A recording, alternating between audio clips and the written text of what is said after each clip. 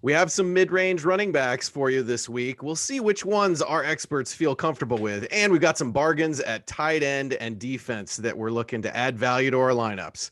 Welcome to the Week 14 edition of the Football Guys Daily Fantasy Power Grid presented by DraftKings.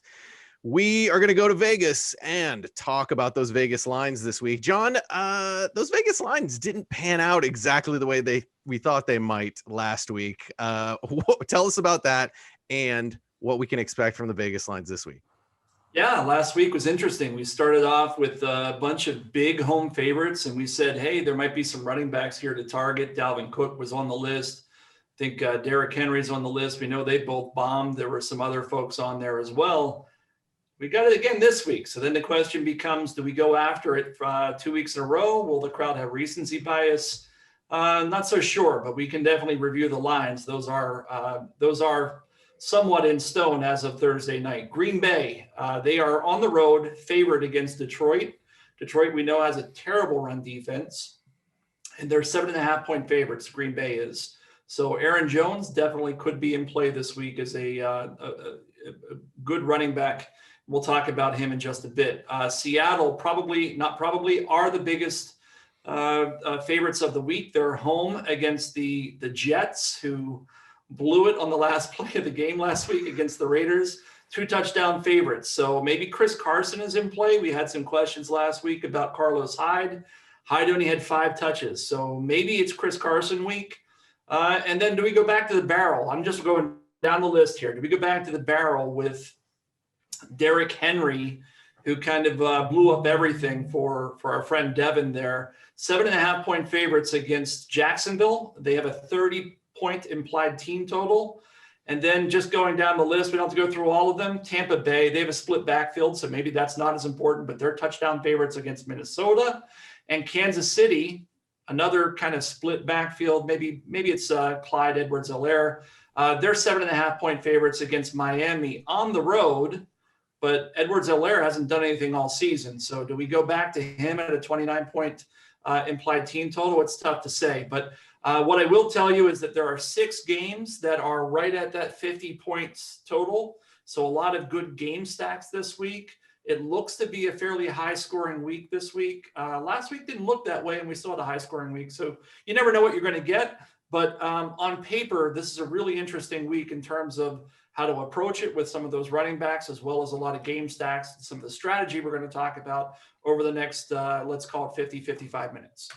Yeah, and I think you got to trust the process here, right? I mean, Aaron Jones may have been the only running back sort of those big high-priced running backs that paid off in heavily favored situations, but generally that's going to work out for you. So you don't want to go running scared this week just because last week was so wacky in that way.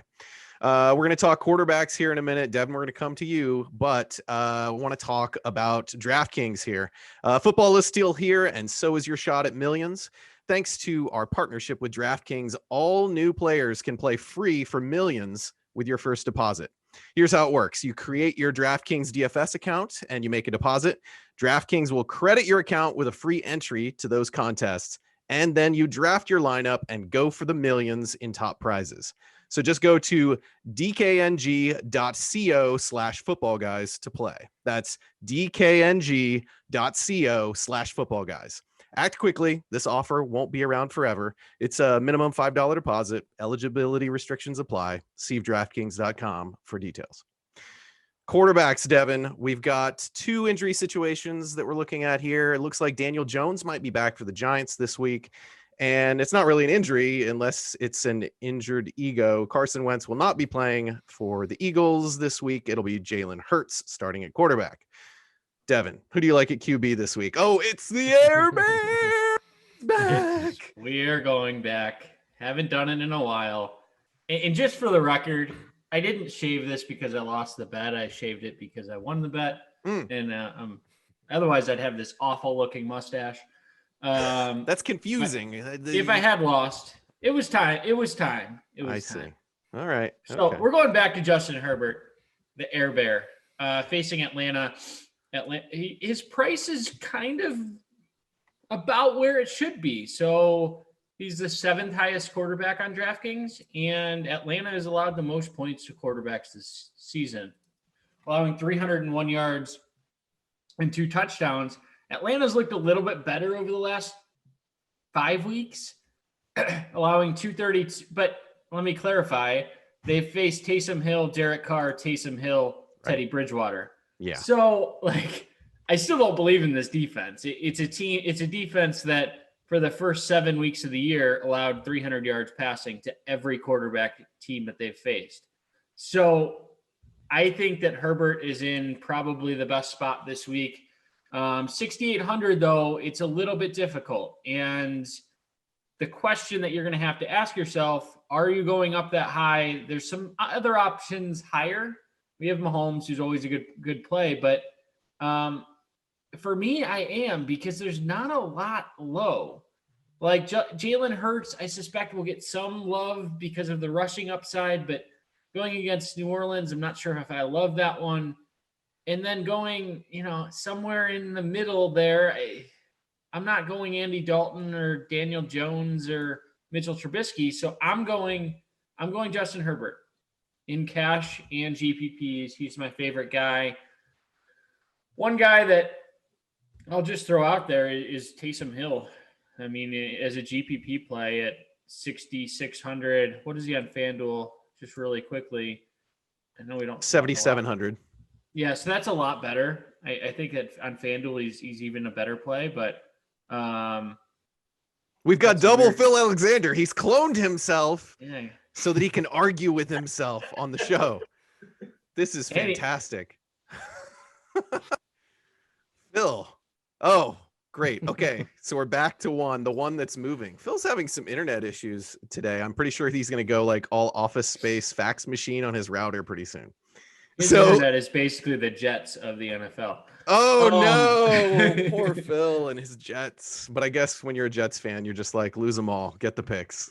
He spent all his money on Jonathan Taylor and can't afford internet. No. So Taysom Hill, especially on FanDuel. Yeah. All right. Hey, Phil, who do you like at quarterback? Couldn't hear anything that Devin had to say, so forgive me if any of this is redundant. I doubt it will be, because Devin and I rarely see eye to eye, especially at the quarterback position. Now you're like John Lee. You just don't listen to any of us anyway, so you're blending right in. Yeah, for me, when I look at the slate, John mentioned that there's all these high scoring games, and I could count like at least 9 quarterbacks that it wouldn't surprise me if they finished as the top overall scorer this week. So I think we've got a lot of options for roster construction. Makes it kind of hard to pin down what our opponents are going to do. If I'm spending up, I think Aaron Rodgers looks good for cash games. Green Bay has the highest implied total on the slate, 31.25 points, and he's throwing to Devontae Adams, who is a complete mismatch for Detroit secondary. Part of me wonders, though, if I'm going to spend $7,500 on Aaron Rodgers, if I should just find the $600 for Patrick Mahomes. You should. Who can't really fail. He just doesn't do that. So why not, if you're spending up, go all the way up to Mahomes? I think if I was looking to come down, though, and right now with the way that value is on the slate as a Thursday night, I think that is what I'm looking to do if I'm setting a cash game lineup. I've got my eye on Matt Ryan on DraftKings at 5,700. We still have to see the way that the week shapes up. I'm hoping I wouldn't have to do this. And we lost him. John, I saw you flash the yellow black-eyed Joe for Matt Ryan. Yeah, let me finish up for him. He's the guy that I'm looking at right now, 5,700. I don't have any problem with spending up with some of the guys you guys are talking about. Patrick Mahomes, he's always in play. The guy's had 300 plus yards. He's hit the bonus in 5 consecutive weeks. And I bet, if I really did the math here, I bet he's probably hit that 10 out of 13 weeks this year. So no issues with that. He's just going to cost you $2,500 that you might not have to spend elsewhere. And the opportunity cost is a bit high there. So as of tonight, with the value I'm seeing, I'm approaching cash games as of Thursday night, very level. There's not a whole lot I want to spend up on. There's one player that I will spend up on, and the rest of it I think is fairly even across the board. And we'll talk about that as the show progresses. But with that in mind, Quarterback, I've said it 100 times. I'll say it 101 now. It's typically a position where I want to spend down at, simply because they all get, I mean, even the worst quarterback is going to get 20 to 25 chances to hit value. And, last week we talked about Mike Glennon. He went ahead and did that. This week, the guys I'm looking at are Matt Ryan against the Chargers, who's 5,700. I think he's certainly in play. They have an implied team total of 26 points. Todd Gurley is banged up, bad knees. We've seen it on the field, but we finally got a little bit of speak or honesty out of the clubhouse this week that, yeah, he is in rough shape. So maybe that means they toss a little more to some of the talented receivers they have there. And then I don't hate, and I'm curious to know what the other guys think about Jalen Hurts at 5,100 against New Orleans. I know that's a pretty good defense, but I like the price at 5,100. He's a guy that's going to get it done with his legs more so than passing. I think he finishes this game. Maybe he has one, maybe at 2 max touchdown passes, but I do think he compiles 50 rushing yards, which really kind of lowers what he needs to do with his arm. I kind of like him this week, and if you want to go there, don't hate it. So it's Matt Ryan and Jalen Hurts in cash for me. The problem with Hurts is they have basically an identical quarterback on the other side that their number one defense has been practicing against for the last 4 weeks in Taysom Hill. Yeah, I just think the price, I mean, I don't know what he is on FanDuel, but I think at DraftKings at 5,100, I mean, he's got to score okay. 50 Yeah. points. He's 6,600 on FanDuel. Yeah, I don't know that I'd play him on FanDuel, but on DraftKings, I do think that he's imminently playable because he very well could score a rushing touchdown, and we know he's going to get around 40 to 60 yards. I'll call it that on the ground. And you start doing the math, and it's like, well, he's only good. He's going to throw for 150, 200 yards at a minimum. You start doing that, and you're like, he's got to get 3x. And if it allows me to get to the guy I want to get to, and we'll talk about that in a minute, I'm okay with taking that risk on him in his first NFL start. We took some risk on some cheap quarterbacks last week, and it didn't exactly play too great. I saw Phil kind of saying, "Yeah, I'd go that way." I saw Devin saying no. Phil, how do you support John's argument here, going with Jalen Hurts? No, he can't hear us. All right, Devin, you tell me more about quarterbacks. Yeah, another guy I like. I think it's somewhat under the radar as a GPP play, but Kyler Murray has been like progressively I mean, his ownership projections have progressively been going downwards, and I think that he hasn't run for a touchdown in 3 or 4 games, something like that. So I think that there's a scenario where he is under rostered, and I would keep an eye on the rostership percentages here in the next couple of weeks. But if you can, or next couple of days, but if you can get Kyler Murray under rostered, I think that he's in a tremendous spot. Another guy that I like this week, also for GPPs, I'm gonna think about playing. Think about Ryan Tannehill. So Ryan Tannehill just seemingly gets it done. I mean, it's not pretty. He took garbage time last week, took a rushing touchdown the week before. The overall passing stats aren't great from Tannehill. I think he's averaging like 220 prior to last week, where he exploded for 389. But he's sort of safe, and he does have that rushing upside that in the red zone, especially, it's a great hedge off of Derrick Henry, who I'm sure we'll talk about here in a little bit. So if Henry has another clunker of a game, Tannehill is probably your best hedge against it. And then, John, what are you doing with Russell Wilson? Because I can't figure this guy out. And it's like the highest projected scoring of this game. Games he's supposed to dominate, he doesn't. Games that he's in a tough matchup, he dominates. I don't know where to go.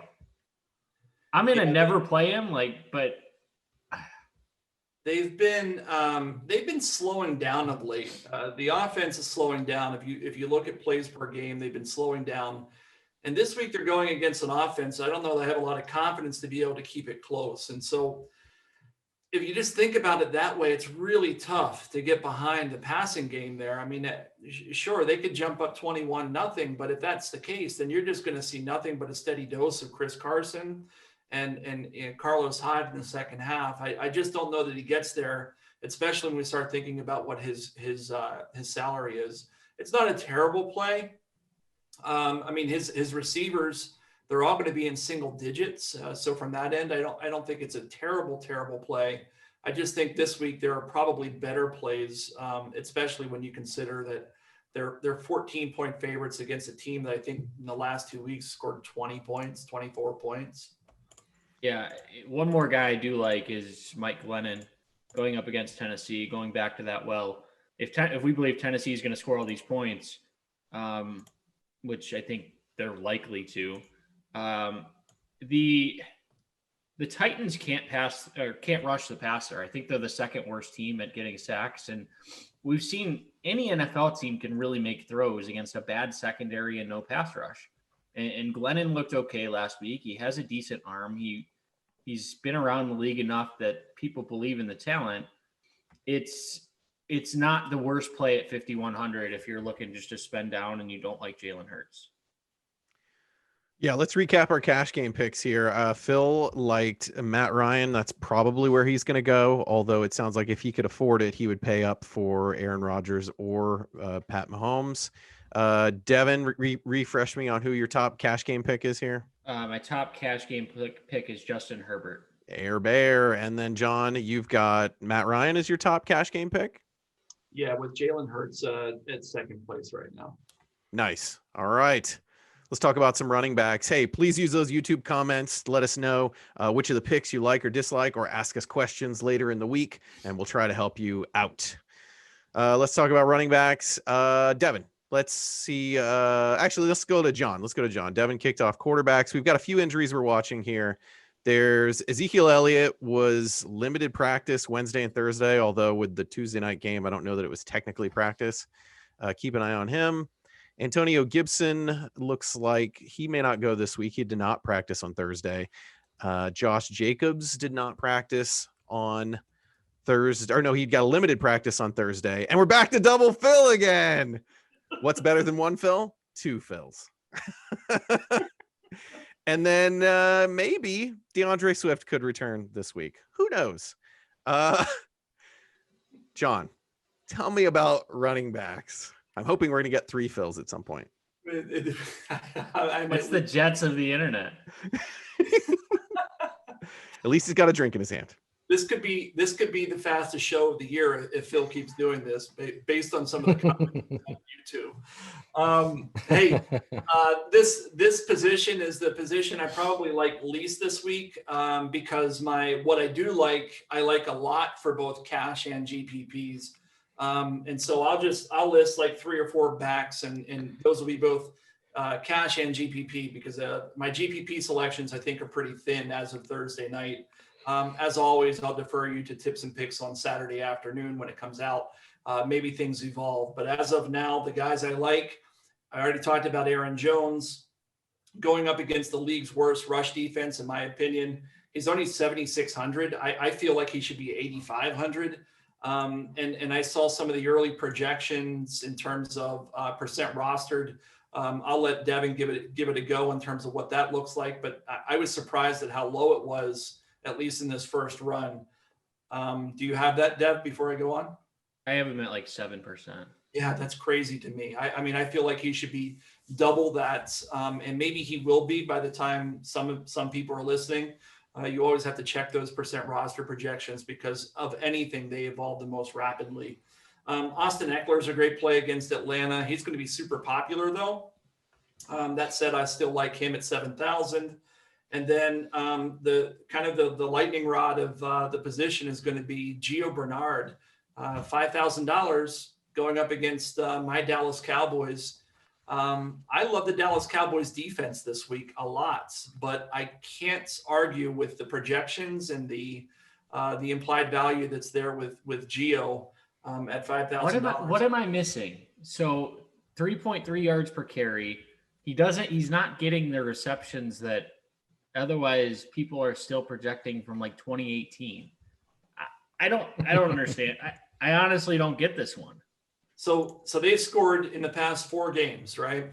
They've scored 10, 9, 17, and 7 points. Yuck. They played 2 very good defenses there, Miami and Pittsburgh. Washington's got a pretty good defense too. I would put them pretty high up. And then they played the Giants, and that was the game where they scored 17 points. And that was also Brandon Allen's first game. Brandon Allen, not a great quarterback. We're not even sure he's going to be quarterback this week. It could be Ryan Finley, right? But Dallas's defense is not wonderful, to say the least. I just think that this is a situation where, fifth fiddle's back. It's like being Guess who's back? Back again. Phil is back. Phil is back. Phil is back. You're gonna get a dozen plus touches with Gio against a defense that is probably, in terms of what they've done in the past month, one of the worst defenses they played. And I think that he's right there in terms of value at the position. And I started off by saying it's a very thin position, at least in my opinion. And I'll stop, and you guys can, because I know both of you don't like him. So let's hear why he's not a good play. Gio Bernard, the Bengals offense is like a black hole of suck. Why on earth would you want to put your money in the hands of the Bengals? I really hope my internet doesn't go out on that note, because if the listeners take one thing away from me on this podcast, it is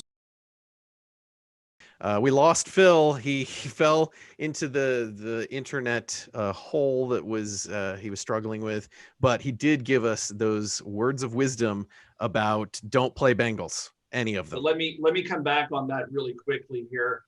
I understand wanting to stay away from a bad offense, but let's not forget for a second that the Jets are a pretty bad offense. And last week, by the time Sunday rolled around, one of the guys that was kind of popping on my radar was Frank Gore, who got concussed after like one snap or one touch.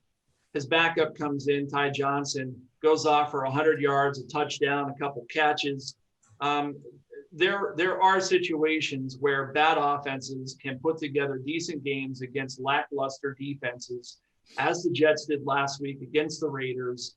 There's no reason that Cincinnati can't do that against a bad Dallas Cowboys defense that I'm going to tout later for what it's worth. So I don't want to bury the lead here. I do think they're a good play this week. But that said, Gio is definitely in play based on the projections, the numbers, the percent roster projections, all of those things. I think he's definitely in play. Now, I know that Devin's bursting at the seams, so I'll hand it to him to tell me all the reasons that I'm wrong and that Phil was right before, he disappears the next time. But go ahead, Devin. Yeah, I mean, look, Bernard, at some point you just have to believe in the player, and I don't believe in Gio Bernard. At 5,300, there's a guy that I would much rather have, which is Melvin Gordon going up against Carolina. You look at Melvin Gordon's touches, and they're relatively consistent. Over his last 3 games, he's had 15, 12, and 15 carries. Going up against a Carolina defense that, I mean, we talk about tough matchups. The Chiefs, Saints, and Dolphins are all pretty good. The Chiefs are not great, but they're, take back what I said about the Chiefs. 2 out of 3 ain't bad. Yeah. There you go. But he had 131 yards last week. And I think that he's starting to get more run in this offense just because Philip Lindsay isn't getting it. I would rather have Melvin Gordon. I think the touchdown upside is a little bit better. 5,200 on DraftKings. I would probably, honestly, rather have Nyheim Hines at 5,200 against the Raiders. I just do not believe that Gio Bernard is an NFL quality back. You'd rather take the 2 guys that you mentioned, splitting it almost even in the backfield, or getting less than even in Nyheim Hines' case. In a GPP, yeah. But I'm talking cash, because this is a cash conversation. Gio Bernard's going to be popular, so folks are going to want to know. Well, where are you going, Devin, in cash? Rather than sort of debating this price range, are you even playing cash guys in this price range? Where are you headed? Yeah, I'm really not. I think that, looking at this range, it's really difficult. And I'm going up a little bit and going with the Austin Eckler, who John mentioned. I like James Robinson quite a bit. The guy just continues to get it done week in and week out, even with the matchup not being favorable. They were big. They fell behind early last week, or did they? I don't remember, but he still had 80 yards last week. I can't remember what day they lost to Minnesota last week. That's right. 24. They were up in that game a little bit, but and then Aaron Jones. I think that he's a decent play, like John had mentioned. Aaron Jones worries me in cash a little bit, to be honest, because the touches aren't always there, but the price is a really good one. And then I hate to say it because I never get this guy right. David Montgomery, what do we do here? He's in a fantastic matchup against Houston. And it's incredibly scary to want to play David Montgomery, but I didn't last week and I got burned. And he's averaged 4 catches per game in his last 3. 72 yards and 2 touchdowns last week, 103 against the Packers the week before that. I think he's in play. I think he's a great cash game play. And then John's guy, Ezekiel Elliott, at 66. I mean, Cincinnati's allowing 5.3 yards per carry. If there was ever a decent matchup for Elliott, it's this week. Look, Dallas has a banged up offensive line, but Cincinnati defensively is not a threat. And Elliott's still getting volume. So 18 carries against Baltimore last week, 21 carries against Minnesota, 18 against Pittsburgh, 19 against Philly, and he only had 10 on Thanksgiving Day, which was a little bit tough. But 6,600 for Ezekiel Elliott? Are you kidding me? Like, that's the lowest he might ever have been. So wrapping it up a little bit in cash this week, Eckler on DraftKings, I think he's a lock. I've talked about how good Atlanta's defense is against the run, but where they've struggled is against pass-catching running backs. And I think that Eckler's in a spot where he can catch 7 or 8 passes this week. Ezekiel Elliott, and then as we stand today, biting the bullet and going David Montgomery, but don't hate the James Robinson call either. And then, John, you have any other running backs? Well, actually, let me ask you this. With Antonio Gibson looking like he might be out, is there any interest in any Washington back there? Yeah, he's the guy that even if you didn't lead me with that question, he was the one I wanted to talk about. That's JD. Peyton Barber's going to be the guy that gets the bulk of the carries, at least on first and second down there. But the game script sets up such that Washington should be trailing the Niners. Now, the Niners have a decent run defense, so you got to take that into account. But on DraftKings, this is a DraftKings specific play, and it's probably worth calling that out. J.D. McKissick over the past 5 weeks, since Alex Smith has become the starting quarterback there in Washington, he's had 9 catches, 7 catches, and then somehow they won a couple games. Actually, they won 3 in a row, which is kind of unbelievable if you think about it. He had 3 catches, 2 catches, but last week he went back up to 10. So 9, 7, 3, 2, 10. And the guy's only 4,900. I like him in GPPs, not in cash games, especially if they fall behind early here. I could see him ending up with another 10-catch game. And really what you're betting on there is that he's going to get into the end zone. If he gets into the end zone, he certainly reaches GPP value. If he doesn't, well, he's obviously not going to get there. Outside of that, I've already said this is a really thin position. I do like the Zeke Elliott call as a GPP play. You don't like it in cash? And outside of I'm not going to play him in cash. No, I don't think that offense is strong enough to play him in cash. I'd much rather go with Jones, Eckler, and I still think Gio is a better play than him. And I'll stand behind the Gio thing at least until my article is official. And if he's not there, then you'll know I changed my mind. But as of tonight, I feel pretty strongly about the Gio call being both cash and GPP viable. What are we doing with Derrick Henry or Dalvin Cook? That's what I was about to ask. We didn't mention the high price guys. I get the sense that we don't have the salary relief to fit in one of these top guys into our cash lineups, but you got to pay attention to them for GPPs.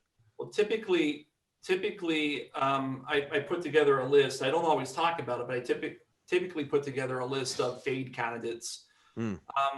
Today I got one fade candidate that was very clear to me, and that's Derrick Henry. It pains me to say it at this time of year. He's just looking at the preliminary projections. 20, what do you have? 26, 28%. Yeah, he's going to be high. He's going to be high. I have him about 30 right now. Ooh, that's pretty high. And I've got him at 7% likelihood to meet GPP value.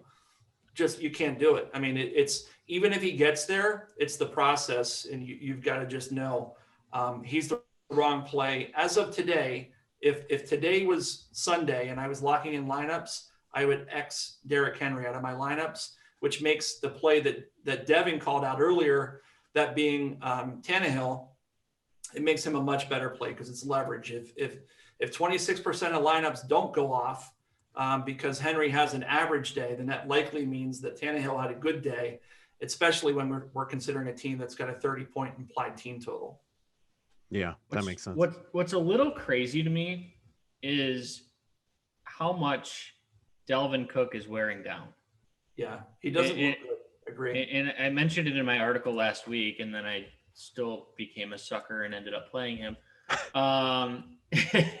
But I mean, you look at his last 4 games, right? And overall, he's still getting there, but he's averaging 3.6 yards per carry. Like, this is a major concern that his price is still priced as if he's playing Detroit or Green Bay, where he had over 200 yards and 3 touchdowns in each of those games. Right.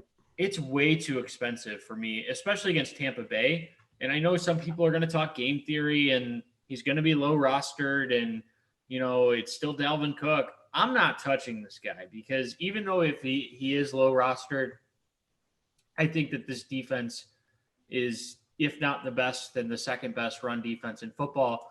And you have a running back who's still getting the volume, but he's definitely not the running back that he was earlier this year.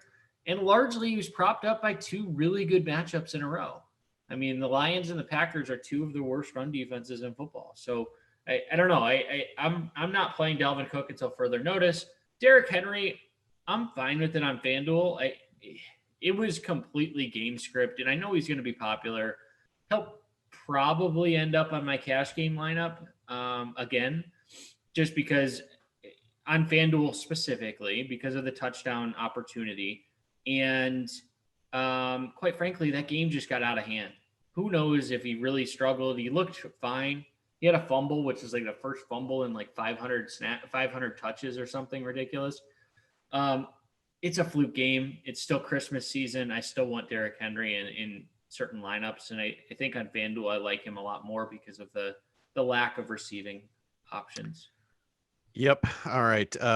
So quick recap on the cash game for running backs here. We've got John. Who are your picks again? I said Aaron Jones, Austin Eckler, Gio Bernard. And Devin? Elliott, Montgomery, Eckler. I like Jones. I don't like Bernard. Devin, we're going to talk about wide receivers. I got 4 or 5 guys on my list here. We've got Mike Evans, did not practice on Thursday. Feels like it's been a while since we talked about the Buccaneers. I think they've had off the main slate contests quite a bit. We've got AJ Brown, did not practice on Thursday. We're keeping an eye on that. The Broncos Carolina game's a little bit interesting because DJ Moore and Curtis Samuel got put on the COVID list. It's a little unclear what their situation is. And then on the other side of the ball, AJ Bouye got suspended. So he's not going to be covering any Carolina receivers. And then maybe DeAndre Hopkins didn't practice Thursday. I think he's going to be fine, but just keep an eye on that one as well if you're thinking about Hopkins in your lineups. Devin, talk to us about some receivers.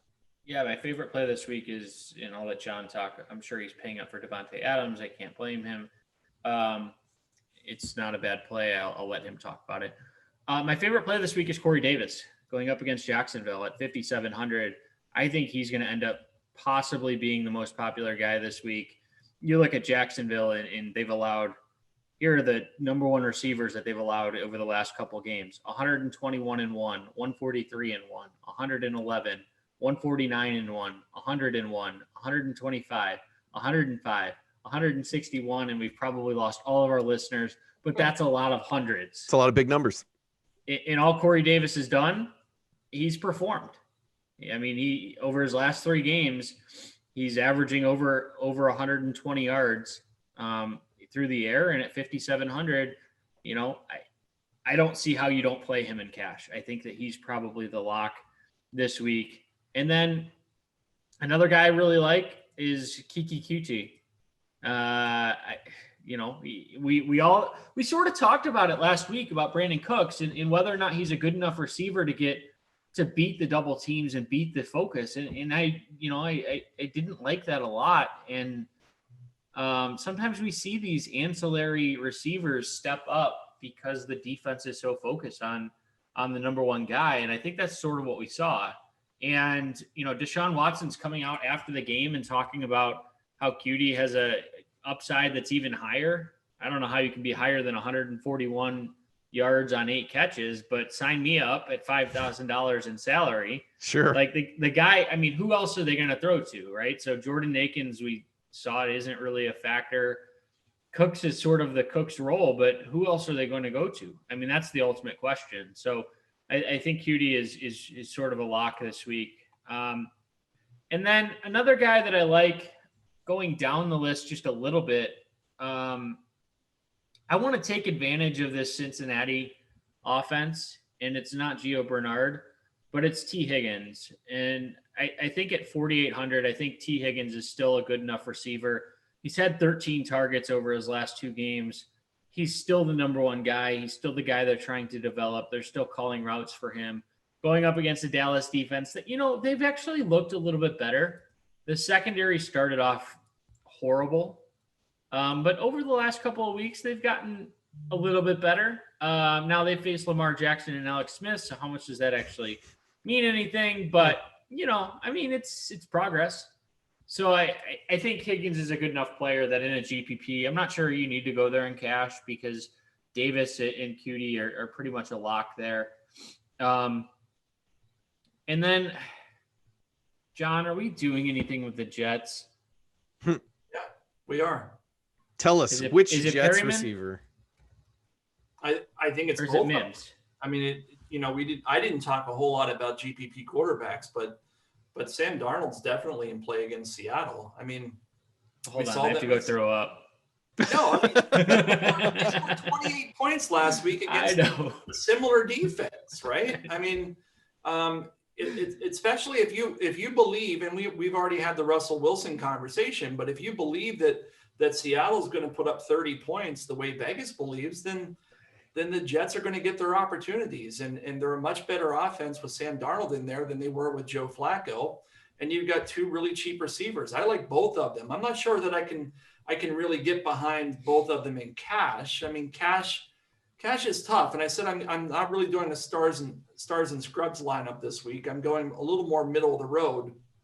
But I'm looking at the top name on my list, and you take it for what it's worth. But the top name on my list this week in terms of value is Brashad Perryman, 3,900 on DraftKings. He's projected to score 11.64 points.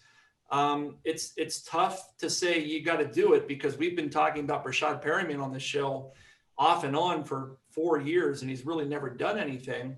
But I think for GPPs, you've got to have those guys. And I think you can do that double stack. I think you can go Chris Carson, Sam Darnold, and then run it back with not run it back, but you can do both of those receivers because you'll have almost all of Sam Darnold. Let's just say, I see your face, Devin, but let's just say Sam Darnold gets a 300 yard. Hold on one second. Denzel Mims has been ruled out with the family emergency. So right. So if Darnold goes for 300, you're going to get 80% of those yards through Crowder and through Perriman for $8,500. 8,500 plus his 5,000's 13,000. I mean, and then you have all the money to spend on whoever you want. It's not a bad play. I mean, you're not going to convince me otherwise. You might convince me on Sunday night, but that's pretty easy to do on Sunday night. Yeah, I mean, look, I don't hate either receiver in a silo. I can't get behind Sam Darnold. The guy hasn't thrown for more than 230 yards, and he's thrown 5 touchdowns and 9 interceptions on the year. You want to talk about the quarterbacks, and if you want to run it back with, we'll get into stacks in a little bit, but if you want to do a Russell Wilson and run it back with a Jets receiver, maybe, but that's Sam Darnold. No, thank you. I think you're saying he's due. When I heard those stats, it's like, oh, he's due. Due to be benched. He had two 300-yard games last year and an almost 293 with 4 touchdowns game last year. So it's in him. We just haven't seen it this year in the few games that he's played. Yeah, but since last year, right? Got mono. Le'Veon Bell comes out and says, "Don't go to bars." Like, is this guy's head really in the game? Like, he knows he's going to be benched. He knows that. I don't know. He's had so many opportunities this year to have garbage time production, and he just hasn't.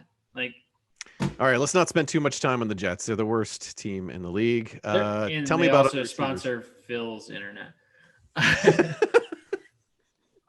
Look, this position to me is as deep as it's been all year this week. So as much as I hated the running back position, I could talk for a while about this position. There's just a lot to like. At the top of the list, Devin called it out. The one player I want this week is Davante Adams. I mean, the guy, he's 9,300. But he scored 11 touchdowns over the past 7 weeks. 11 touchdowns. I mean, Aaron Rodgers didn't even look at anybody else, and we saw it the last week. They're just forcing him the ball, and there's nothing that defenders can do about it. So in cash, you're going Aaron Jones and Davante Adams? I think you can, because you've got the bulk of everything that goes through the offense, and they're supposed to score 32 points this week. You need 2 touchdowns. Yeah. I don't disagree. 2 touchdowns, but I think you can do it. Other guys I like, I love the Corey Davis play. He's on my list. Curtis Samuel is a guy that I think is in play. Both of the Carolina receivers are in play this week. Curtis Samuel and Robby Anderson with DJ. As long as Samuel gets off that COVID list, I'm not sure what it's going to take to get it to the end of the week. Did he go on today? I think he went on at the same time DJ Moore did. So it might be a close contact situation. Yeah, I'm not saying they tested positive, but I think they have to hit like whatever it is, 5 days of negative tests or something before they can come back. I guess my research before the show led me to believe that DJ Moore would be inactive, but Curtis Samuel was going to make it. And, so monitor that. But if one of them is inactive and the other 2 are active, whoever they might be, for me, it's Curtis Samuel and Robby Anderson. They're in play. And hey, by the way, if both Curtis Samuel and DJ Moore are out, the lock of the week is Robby Anderson. That's what I was thinking. But it goes back to our conversation about the GPP fade, right? So he's going to be 40+% if he's the only receiver like Brandon Cooks. You fade him. He's going to be Brandon Cooks like last week. You fade him. Is Robby Anderson good enough to break a double team all game in cash? Fine. GPPs, I would not touch him. And we called that right here last week, right? We said if he goes off at 30%, that you have to fade him. And it's the same thing. As of tonight, I've got him at 11% making GPP value. Even with Curtis Samuel going the side of COVID list, maybe that jumps to 15%. But if he goes up to 30% in terms of percent rostered, got to fade him. And to answer your earlier question, both Curtis Samuel and DJ Moore went on the COVID-19 list on Monday. Okay, I missed that. I missed that as part of the prep. That's all right. So call me out in YouTube for not knowing my stuff. What about Marvin Jones against Green Bay? Stats are there. I can see Devin's face. That's why I brought it up, because he's going to go up against Alexander with Galladay, right? Yeah. What do you do? I mean, I'm looking at the numbers, and the numbers are telling me to play him, but the matchup is screaming don't. He's so hit or miss. I mean, that's the problem with Marvin Jones. I'm not touching him. I mean, yeah, I think it's point chasing a little bit. 8 for 116 last week, but you look at his 2 games prior to that, 6 for 48, 4 for 51. That's sort of who Marvin Jones is. Jair Alexander is going to be first team All-Pro. I think that's a lock of any position. I could make a case for defensive MVP for Jair Alexander. Like let me ask a question in a different way, Devin. Go to your percent roster projections and tell me what you have Marvin Jones at. It's not very high. It's probably 1%, isn't it? I think it's like 3 or 4, but yeah. It's pretty close to 1% is my guess. And if it is, then he's got to be in play. With Kenny Golladay on the bench and they're a 7-point or an 8-point underdog, I mean, you've got to think about it. So I think Marvin Jones is definitely somebody who we need to be considering as contrarian because of the upside he's going to bring to the table. Nuke Hopkins, I was looking at some of the the industry's kind of percent roster projections on him this week, and I was astounded at that.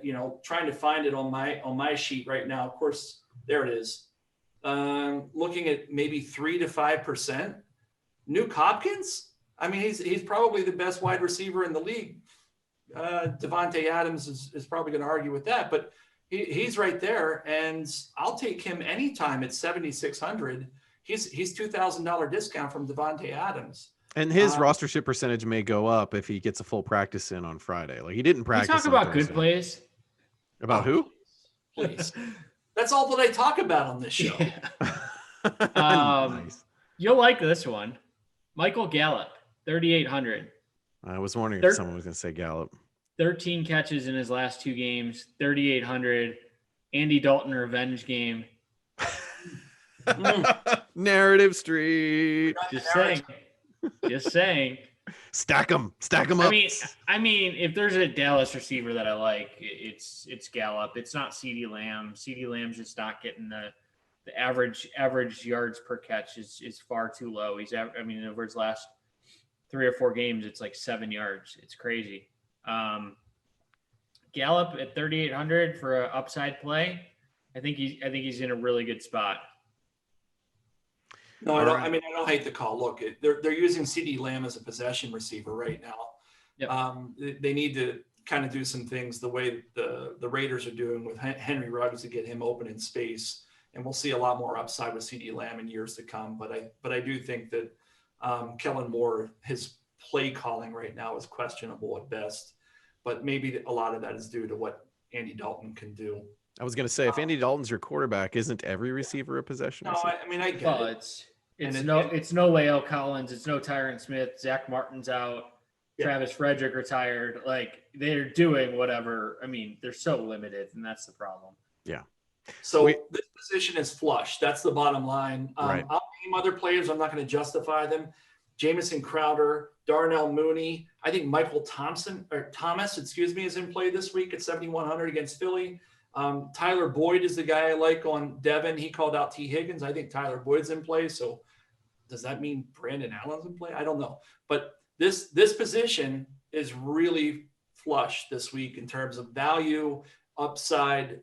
In your flex position, probably put in a wide receiver because I think that's what you need to do this week at DraftKings at the very least. You're saying in GP, I mean, that's what you ordinarily do in GPPs anyway, right? You're not saying in cash you want a receiver in that flex, are you? No, no, but I'll say from week to week that varies. For me, it's I'm a guy who plays 150 lineups in a lot of these tournaments, and what I'll do is kind of take a look at the average value across my player pool, and I'll adjust my exposure in the flex position. This week, I'm seeing a ton of value on the wide receiver end of things. So right. I'm definitely going to be more skewed toward wide receiver in tournaments. I think in cash games, it's a little more, where do you feel strongly about your key core plays? And this week we talked about some of those guys, Aaron Jones, Austin Eckler, and so forth. Someone's going to call us out if we don't mention it. So Julio Jones at 6,600 is a good value. Whoa, did Ryan Hester pop into the show? Yeah. Yeah. I mean, he's popping on a lot of models, so I think that he's in play. He's not a must play, but he's an okay play. All right, we got to move on. Let's talk about tight ends. John, we're going to come to you first. Check out all of our content over at footballguys.com/DFS. One of the things is we record this on Thursday nights. Sort of the final word from these guys appears on our site in writing And they've got that dropping on Saturdays and sometimes updating into Sundays based on news. So be sure to check that out over at footballguys.com/DFS. I'm protesting this position, by the way. Because you don't like anything? No, because Darren Waller in one game last week had more than his previous 5 combined. Yeah, that was a heck of a game. That's tight end, right? I mean, that's tight end to the key. And the sad part is, I think it was the first week I didn't play Darren Waller at 20 or 25 or more percent. But that's DFS. Right. Look, this week, I think for cash games, if you can get there, it's Travis Kelce. The guy's got eight catches in the past 5 games. At this position, you can't pass that up. I think and I don't know what he is over at FanDuel, Devin. I don't know if you can look it up as I'm talking. Yeah, I got it. He's a guy on FanDuel you almost have to slot into tight end because he's guaranteed's a strong word. He's highly likely to get 6 catches, 70 yards, and a half a touchdown. And with that in mind, that's a floor that you can't get with any other tight end on this slate. What is the price over there? 82. So he is expensive, but I agree with you. High. I agree with you. You force him in. You almost have to there. He's 7,400 DraftKings. He's a guy that I want. I think I can get him there with some of the guys we've called out, especially saving at the quarterback position. If you're kind of skimping, the play that I'll live with, I'm not going to say I like it, but he's less than half price is Logan Thomas. Washington going up against San Francisco.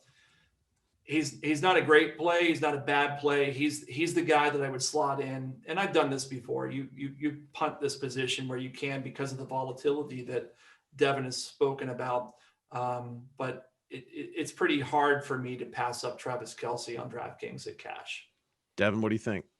Yeah, so just to go back and summarize the wide receiver position a little bit in my cash plays, it's Kiki Cutie, Corey Davis, and the last guy is going to be. It depends on Carolina. I think Robby Anderson.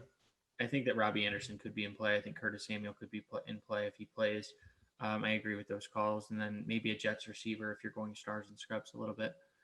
Anyway. John, why don't you recap quickly your receivers again? You had Devontae Adams. You were on Robby Anderson, I think, as well. I like Devontae Adams. I had Curtis Samuel if he's playing, but if he's not, then it's default to Robby Anderson for sure. Corey Davis I liked. I called out Rashad Perryman. And the one guy I didn't mention that I like in both cash games and GPPs is Devontae Parker. I do think that with Kansas City playing against Kansas City, they're going to be tossing the ball a lot. And he's really the only legitimate receiver on that offense at this point with Jakeem Grant, who's all about 5'3", competing on the other side. All right, Devin, back to tight ends. Yeah, so I'll just go through it really quickly. I think if you're really punting the position, you go back to Drew Sample, $3,000 on DraftKings, minimum price on FanDuel. I mean, look, the Bengals have very little to play for, and we saw it last week, and it's a reason I'm not rocking a horrible mustache. But the guy's getting targets, and he had 7 for 49 last week. If he has 5, 6, 7 catches again at $3,000, he's going to hit value, and that's almost a lock if he does. What are we doing with Cole Kmet? Like 2,900? It's cheap. He's cheap. I'll take the Bears took. The Bears took him. Yeah. GPP only, second round pick for the rookie. For those that aren't aware, he was the top tight end in this class. So he's a guy that I would be interested in a GPP at 2,900. I think he has red zone potential for another touchdown this week. And then honestly, like there's not a ton that I like this week because I mean, is TJ Hawkinson in play if you don't like Marvin Jones and think that they could get locked up? Maybe. Jordan Akins, the Bears have been one of the worst teams against the tight ends this year, if not the worst team against the tight end. So, maybe no one's going to be on Akins after he burned people last week. So that's interesting. I'm not going to Waller. His price is way too expensive, and we've talked about his floor. If you just ignore the last game, I don't think that his role is going to change all that much. And that's sort of it. I'm trying to find Travis Kelce money, but it's hard. Yeah. Let's move on to defenses. Devin, tell me what defense you're going with this week. Defenses. We You are got going... a cheap one, I'm sure. I actually don't. So I think that the cheapest defense that I can really justify going down to is not that cheap. It's the Arizona Cardinals at 2,700 against the Giants. In trying to pick on Daniel Jones a little bit. The Raiders, I think, could be interesting. I think the 49ers are going to be chalk against Washington. But I don't know that I like that all that much because Alex Smith has been more of a game manager. They're trying to just grind out these games. Now, I will say, if Antonio Gibson doesn't play, that's a huge shift in that game. So give me the 49ers if Gibson doesn't play. And it looks like he probably isn't going to go. Right. So, but if he does play, I don't like that nearly as much because the passing upside isn't there. Yeah. John, who do you like at defense? Yeah, I like the Cowboys against Cincinnati. They're 2,400. They're a team that on defense is getting healthier. They were really injured earlier in the season, and they entered the season with a decent defense, at least on paper. We never saw it come to fruition because they fell apart in the first 2 weeks in terms of injuries, and they're finally starting to get that back. Now nobody notices it because, well, they suck on offense because their quarterback is Andy Dalton or Ben DiNucci going back a few weeks. But I do think that they have a legitimate chance of winning this game. They're $2,400. I don't want to spend up a lot at this position. So typically that's what I do is to punt it. In GPPs, I think a really nice play, at least as of Thursday night, are the Carolina Panthers going up against Drew Lock. They're 2,900. And I've got them at least now around 20% value, 20% likely to make GPP value. So 1 out of 5 games at that price in this matchup, they'll reach GPP value. And I think their percent roster is going to be somewhere south of 5%. So that's a 4-to-1 ratio, which is super, super advantageous for GPPs.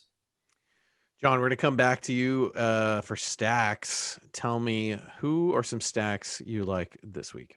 Glad Phil jumped off so that I could actually get called on tonight. I like the Matt Stafford with the Matt Stafford to Jones squared stack. That is Matt Stafford to Marvin Jones and running it back with Aaron Jones on the other side. So if Aaron Jones jumps out, gets a couple touchdowns early on, we know Stafford's going to be throwing on the back end of this. And Marvin Jones is my pick. We had heard Devin say earlier, maybe that's TJ Hawkinson. I don't hate it, but TJ Hawkinson is basically the same price. So for me, I'll take what I think is the guy who's going to see it more often. So Stafford, Jones squared. Tannehill to Davis. We already talked about this. That's a game strategy move, getting away from the 26% of people who 26, 30, whatever the heck it's going to be, getting away from those guys. We're going to have Derrick Henry. Corey Davis, I think, is a great value. And then running that back with your guy, DJ Chark. DJ Chark. DJ Chark. Thanks, John. All right. So I like that. I like that a lot. And, I could go down my list, but I'll stop with the next one. Patrick Mahomes. You're going to have a Patrick Mahomes stack every week. He treated me well the last time he's on the main slate with Tyreek Hill.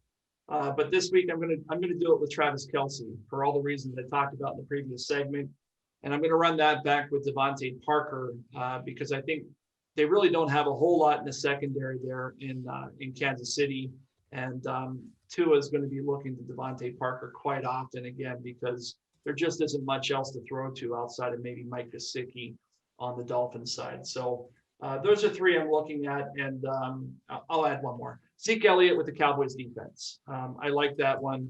There's correlation play there. I think Cowboys defense is going to be under rostered this week, and as well as Zeke, who hasn't scored in some time. This is a good spot for him. Devin, who are you stacking? Phillip Rivers and T.Y. Hilton. So T.Y. Hilton is finally starting to come around after struggling. I think he has back-to-back 80-yard games, and he was over 100 last week. And then I'm going, I don't necessarily like the chart call as I do Colin Johnson with Jacksonville. 14 targets in his last 2 games, 3,600. Rookie, deep threat guy out of Texas. Big receiver. So, Mike Glennon is going to take his shots and take his deep throws. He's the guy that I would like there. And then one more just because Phil's not here. Let's go. I mean, I agree that you should have a Kansas City stack. I would almost say you should have a Kansas City super stack every week with Kelce, Hill, and Mahomes, and just hope it's one of those 5 touchdown games from Mahomes. But John had already talked about that one. Let's go Kyler Murray and Nuke Hopkins. Yep, both high upside guys. That's a good way to run it. All right, that's all that we have for our show. Be sure to check out all of our content over at footballguys.com.